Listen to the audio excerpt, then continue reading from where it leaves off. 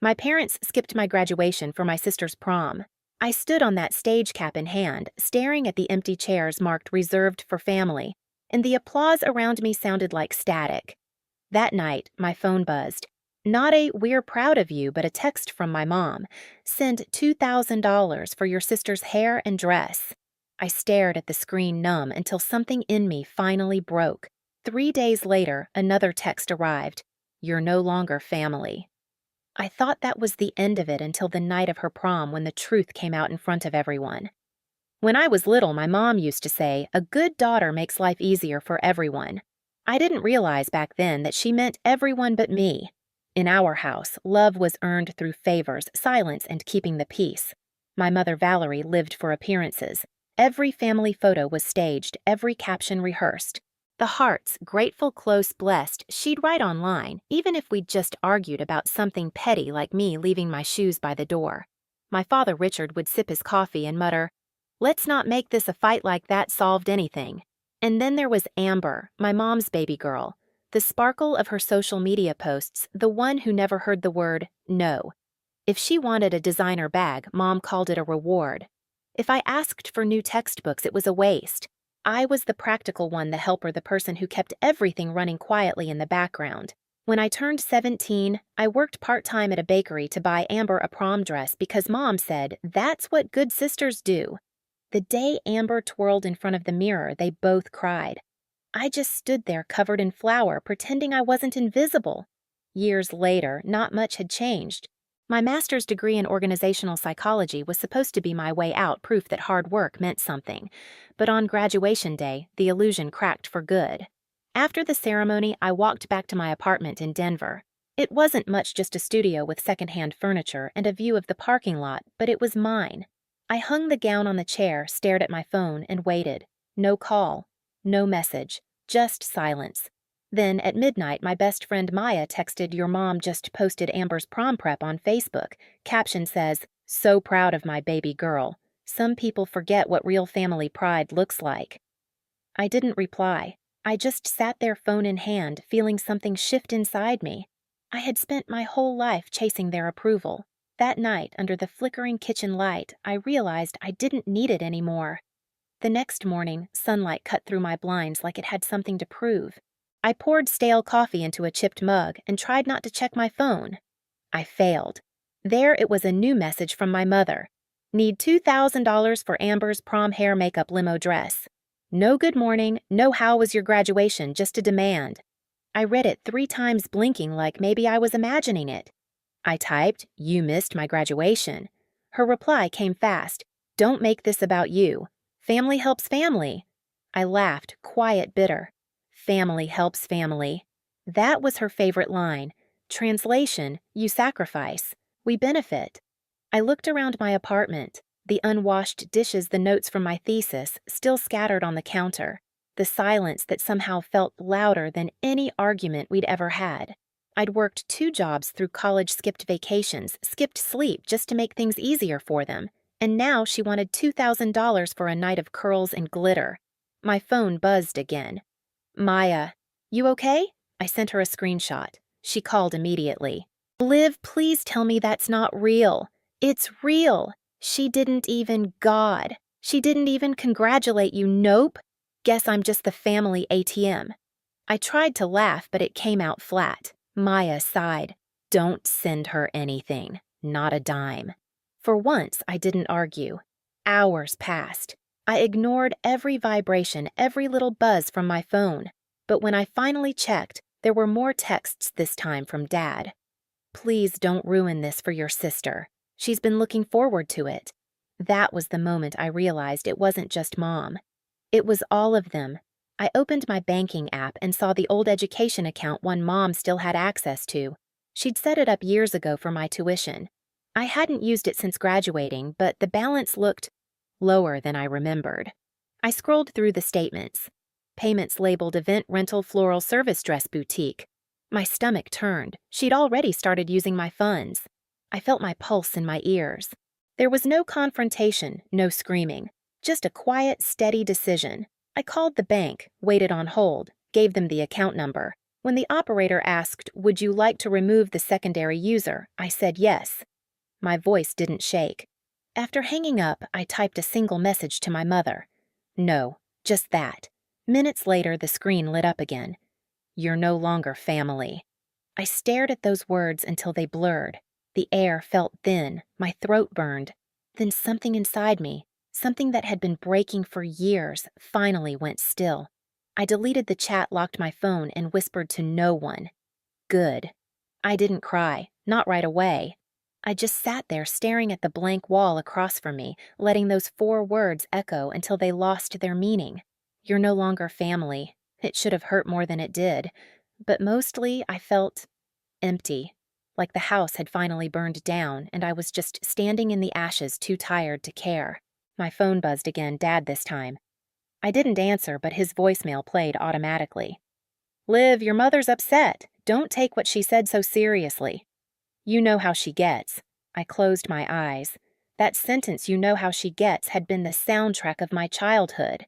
I got up, walked to the sink, and dumped my untouched coffee. The sound of it hitting the porcelain was sharp final. Then I grabbed my laptop and opened the browser.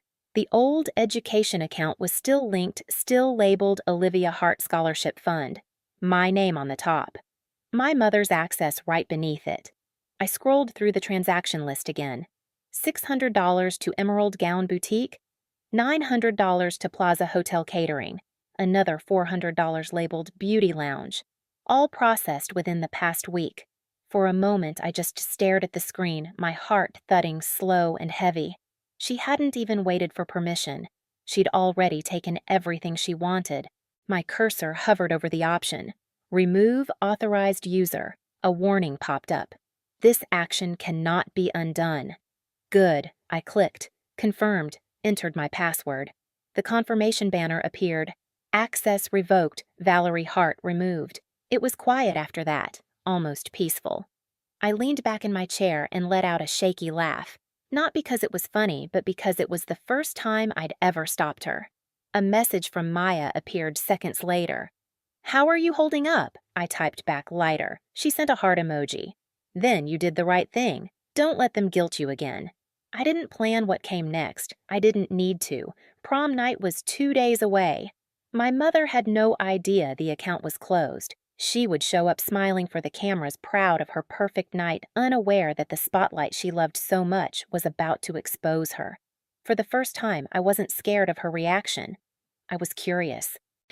The Denver Plaza looked like a chandelier had decided to become a building, glass gold soft uplights crawling up marble columns. Limos fed a stream of teenagers in glitter and tuxes to the red carpet. Parents hovered with phones up recording proof of a perfect life. I walked past the revolving doors with my hands in my coat pockets and the confirmation email open on my phone.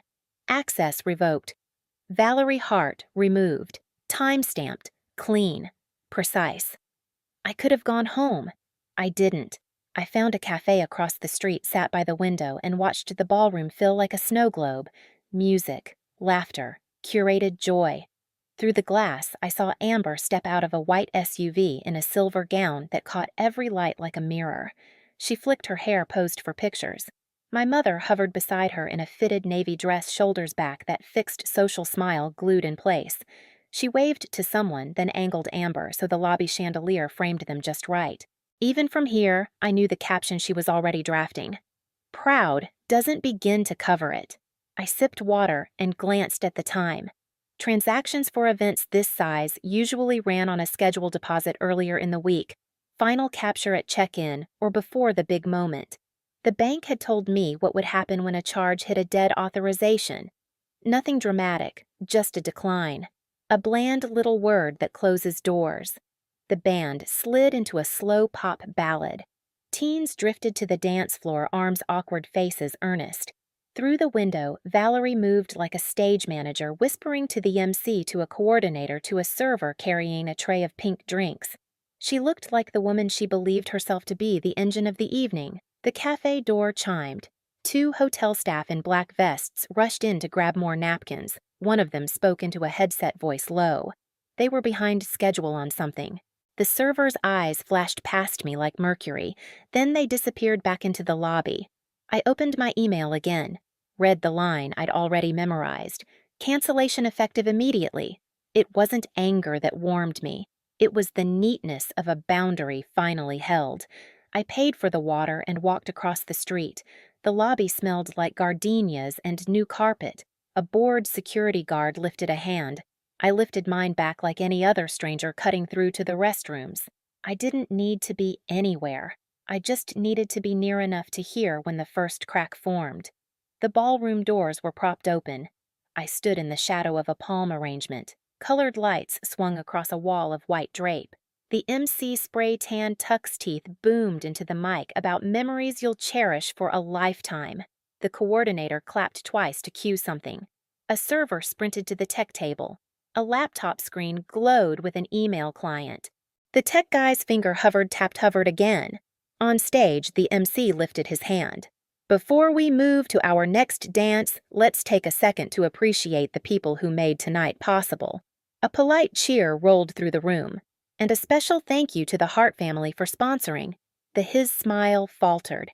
He looked past the lights. The coordinator put a phone in his hand, whispering too fast the words catching on each other. He nodded, still smiling to the crowd, then nodded again, not smiling. Actually, he said, the mic catching on a breath, I need just a moment. The band slid into silence like it had been trained for this. Conversations thinned to a hush. The room belonged to quiet now. A manager in a black suit stepped onto the side of the stage. He had the look of someone who only comes up here in case of fire. He took the mic from the MC swallowed once and chose formal. "Good evening," he said. "I'm sorry to interrupt. We're experiencing an issue with the event payment. We just attempted to run the final authorization. It was declined." The word fell like a plate. He kept going professional to the bone. "For transparency, our system shows the cardholder name on the file as Olivia Hart." 100 heads pivoted like a flock. I felt the air shift toward me, though I stood in the dark. Valerie's neck snapped toward the manager. She raised her chin. "That's my older daughter," she said, voice bright with fury masquerading as charm. "She set up the education account years ago. There must be a mistake." The manager didn't argue. He held up his phone screen, tilted just enough for the front tables to see. "We have an email confirmation of cancellation," he said. "Signed by Valerie Hart, time-stamped 2 nights ago." He read the time. He read the subject line, authorization removal. Sound doesn't vanish in a room that big. It compresses. It becomes whispers with sharp edges. Someone near the stage said, "Oh my God." Someone else isn't that. Her Amber stood beside the stage stairs, clutching her bouquet, eyes as wide as the rhinestones on her dress. "Mom," she said, half whisper, half warning. Valerie's smile died the way a candle dies. She reached for the mic. The manager took a step back. "We'll resolve this privately," she said, her voice slipping out of its casing. "My daughter deserves her night." The manager nodded regret, a muscle he'd used before. "We'll resume as soon as the balance is settled." Valerie turned to the coordinator. "Run it again." She turned to a man in a headset. "Now." They tried. Of course they did. The tech table hummed. Screens refreshed. The band pretended to tune. A teenager coughed into his sleeve. The second decline came with a soft electronic chime no one could hear, then a third, then a fourth. Each little failure pushing the truth closer to the center of the room. Amber's lip trembled. "Mom," she said again, smaller.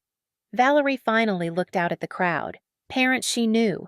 Parents she'd lectured about charity auctions and bake sales. Mothers she'd told how to dress. Fathers she'd cornered about sponsorship tiers. For the first time all night, she saw them seeing her. "Where is Olivia?" someone asked too loud. "Isn't she the one with the degree?" It wasn't meant for me, but my feet moved anyway. I stepped out of the shadow and into the fringe of light at the back. Valerie found me like a compass finds north. "You," she said. It wasn't a greeting. It was an accusation with pearls. I kept my hands in my coat pockets. "Me." "You're doing this," she said, voice too calm. "You're humiliating your sister." "No," I said. "You did when you used my account without asking." She took a step the kind you take when you think volume will make you right. "I raised you. I fed you. This isn't a courtroom, the manager said gently, but he let us stand in the open anyway, because the room was already our witness. Family helps family, Valerie said, and the phrase tasted like rust. I nodded toward the stage. That's what I was told, for years. The MC tried to rescue the moment. Why don't we, take a short intermission? But it was too late for tidy transitions. Phones were up everywhere. Some aimed at me, more at Valerie. A few at Amber, her mascara cutting dark roads down her cheeks. Valerie lunged for a narrative. She's jealous, she told the nearest table voice pitching higher. She's always been jealous. She can't stand that her sister Stop, Amber said. It wasn't loud, but it cut. Just stop. Valerie blinked, thrown by the wrong person, revolting. Amber hugged the bouquet like a life jacket. Did you use her money? Valerie didn't answer. She couldn't say yes. She couldn't say no. She ran out of verbs. The manager cleared his throat. We can proceed if another payment method is provided. He was merciful enough not to say immediately. Richard appeared at Valerie's shoulder, looking like he'd sprinted from the parking garage. He wasn't dressed for cameras. He was dressed like a man who'd been called after the fire started. Val, he murmured, let's step outside. She swatted his hand away without looking. We are not stepping anywhere. He looked at me across the distance. His eyes were wet and tired. Liv, he said soft. Please. I had nothing for him. Not anger, not pity, just the stillness I'd earned. The coordinator whispered something to the manager, who nodded and addressed the room again. We'll take a 15-minute intermission, he said. Snacks and water are available in the foyer. The lights brightened. The spell broke. Clusters formed instantly, parents, students, whispers, sprinting faster than people could walk. The ballroom became a rumor with walls. Valerie turned back to me. You think you're righteous, she hissed low enough for only a few to hear. You think this makes you better. I think it makes me done. She stared at me like if she focused hard enough, she could turn me back into the girl who bought a dress with bakery tips and flour on her knuckles. But that girl was gone, buried under years of neat, quiet compliance. You're no longer family, she said again, trying to make the curse stick where it had failed before. I smiled without joy. You texted that days ago. Amber started to cry the way people cry when they finally notice gravity. She looked at the crowd, then at me. Can we fix it? She asked a child in a woman's dress. You can pay for what you wanted, I said. That's all. Valerie's mouth thinned to a blade. Her phone flashed. Her card failed again in her banking app. I saw it in her eyes. She turned to Richard. Do something. He took his wallet out like a reflex, then put it back because a reflex won't cover a ballroom. He looked at me then, at the manager. We'll figure this out, he said, and it was the truest sentence he spoke all night. I stepped backward out of the light, back into the shadow where I belonged to myself. Behind me, a couple of kids were whispering. Is that her sister dude the mom signed the removal email? No way. Way. At the doorway, I paused. The band tested a chord. The MC flipped through his note cards like maybe one had instructions for this. Valerie stood statue still, a queen, without a throne, while Amber's friends led her off stage murmuring apologies that weren't theirs to give. I didn't raise my voice. I didn't deliver a speech. I walked past the lobby flowers and out into night air that smelled like after rain and city stone. The glass reflected the ballroom for a second, then gave me back my own shape. People think payback is loud. Sometimes it's just the volume turning down on the person who used to control the room. Across the street, the cafe lights flickered. A notification slid across my phone, a system message I'd set to forward from my bank. Attempted charge declined. It listed the vendor and the time. Then another. And another. Each one a period at the end of a sentence I'd been writing since I was 17. I looked through the hotel windows one last time. The MC was back at the mic trying to sound cheerful while announcing water in the foyer. Teens in sequins shuffled toward doors, their eyes wide, their whispers bright. I didn't need a finale. I'd gotten what I came for, the truth on a stage my mother had built for herself. Then the truth about her prom night came out. By morning, the story had already spread. Someone had filmed the entire scene at the Denver Plaza, the declined payments, the argument, even my mother's voice cracking over the microphone. It made its way to Facebook faster than she could delete her old posts. Valerie's perfect world collapsed in high definition. The other parents stopped returning her calls. Amber's friends untagged the photos. The prom committee issued a public statement calling it an unfortunate misunderstanding. But everyone knew the truth. Dad tried to call 3 times. I didn't pick up. The last voicemail was a whisper. "I'm sorry, Liv. We should have been there." I didn't need to hear more. Apologies after exposure weren't redemption, they were survival. A week later, I moved into a small apartment in Seattle for my new job at a consulting firm. The air smelled like rain and coffee, not resentment. I unpacked slowly, one box at a time, until I reached the frame that held my diploma. The ribbon from graduation was still tucked behind the glass. I hung it above my desk next to the window. Sunlight hit the gold seal, soft and warm. For a second, I imagined Mom seeing it not through a lens or a filter, but the way it really was. Quiet, earned, mine. An email notification pinged Dr. Whitman, my advisor. "When people can't clap for you, it's because they're not meant to sit in your audience." I smiled. For the first time, it didn't feel like loss. It felt like peace. I stood on my balcony that evening, watching the Seattle skyline fade into gold and gray. The city hummed quietly below. No applause, no judgment, just life moving forward. I took a deep breath, the kind that feels like starting over, and whispered, "Silence isn't surrender. It's peace." If you've ever been the one left out, the forgotten, the overlooked, remember this. Walking away doesn't mean you lost. It means you finally chose yourself. Share your story in the comments and hit subscribe so you don't miss the next one.